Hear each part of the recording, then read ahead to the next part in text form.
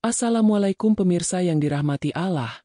Hari ini, saya akan menceritakan tentang kisah makna kematian menurut pandangan Syekh Siti Jenar. Sebelum melanjutkan cerita, bagi yang beragama Islam, saya sarankan untuk mengucapkan sholawat Nabi Muhammad, agar kelak sholawat ini menjadi saksi untuk mendapat syafaat di akhirat. Like dan subscribe ke channel ini, akan sangat membantu menyebarkan dakwah Islam dan menjadi pahala.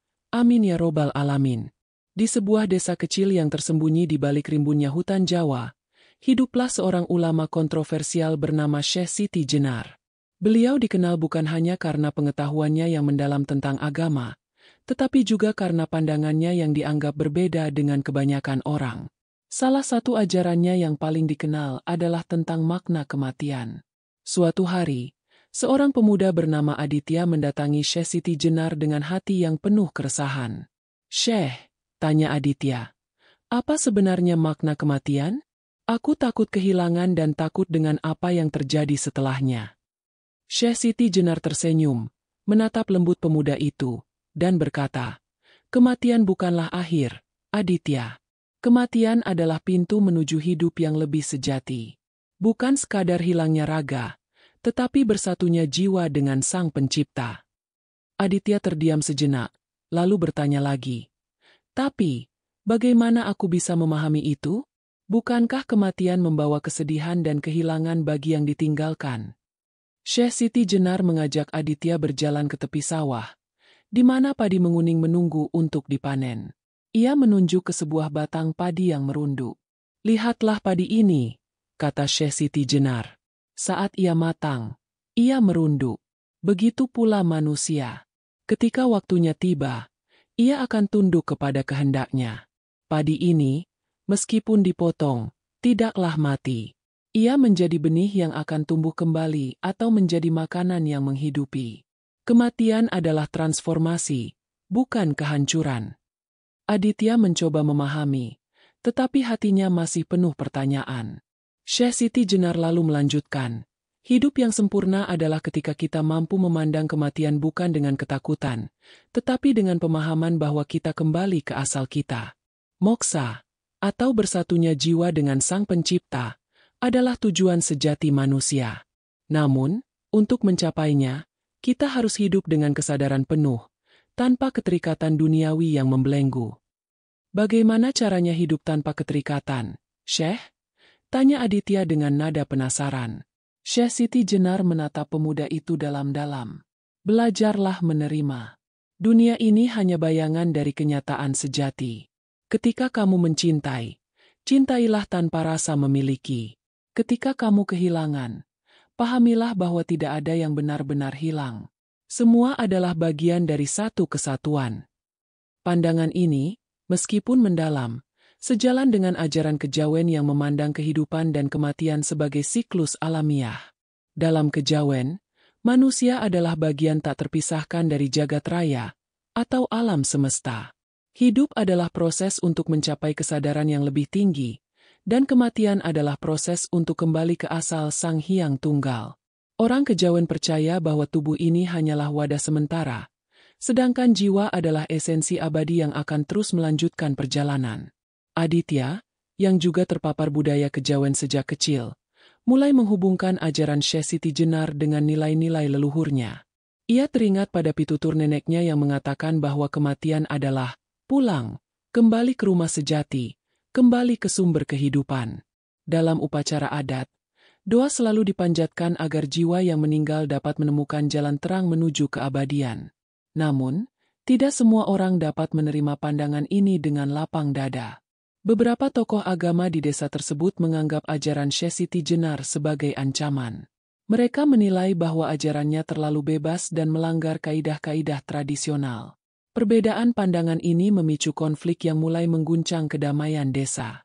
Suatu malam, seorang ulama terkemuka bernama Ki Mahfud mengundang Syekh Siti Jenar untuk berdialog di hadapan para tokoh desa. "Syekh, ajaranmu tentang kematian dan hidup yang sempurna itu membingungkan banyak orang. Bukankah agama kita telah memberikan pedoman yang jelas tentang kehidupan setelah mati? Mengapa kau menyampaikan hal yang berbeda?" Syekh Siti Jenar menjawab dengan tenang, "Kiai, aku tidak bermaksud menyimpang dari ajaran agama. Aku hanya mencoba membantu mereka memahami hakikat hidup dan mati dengan lebih mendalam, agar mereka tidak terjebak pada ketakutan dan keterikatan duniawi. Kiai Mahfud menggeleng. Namun, pendekatanmu ini membuat banyak orang salah paham.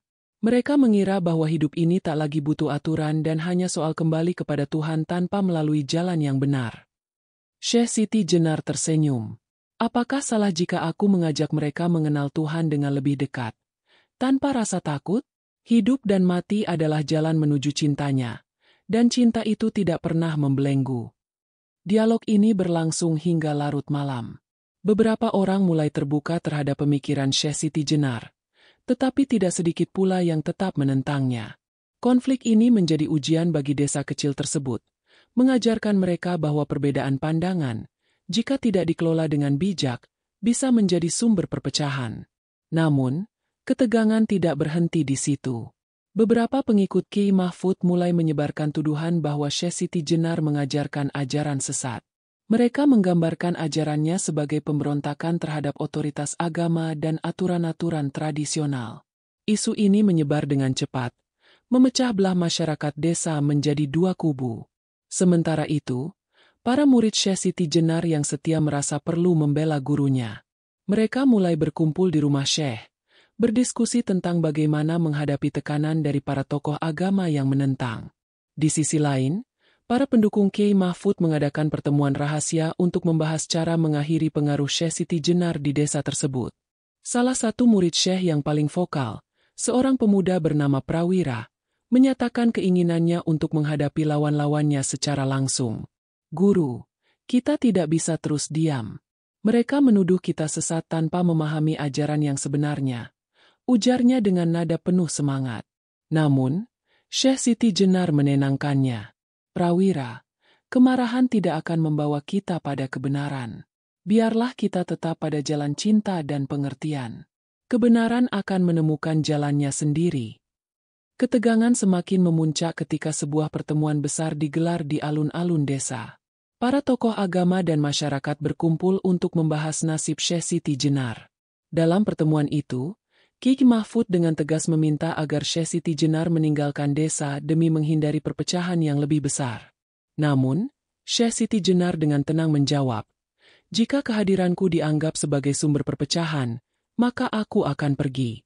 Tapi ingatlah, kepergianku tidak akan menghapus kebenaran. Ia akan tetap hidup dalam hati mereka yang mencarinya." Keputusan ini mengejutkan para muridnya. Mereka merasa kehilangan seorang guru yang telah membawa cahaya dalam hidup mereka. Namun, Syekh Siti Jenar mengingatkan mereka bahwa perjalanan menuju kebenaran adalah tanggung jawab pribadi. Aku hanyalah jalan sementara. Carilah kebenaran dalam hatimu sendiri, pesannya. Syekh Siti Jenar akhirnya meninggalkan desa dengan hati yang lapang, meninggalkan jejak ajaran yang terus membekas di hati mereka yang memahami.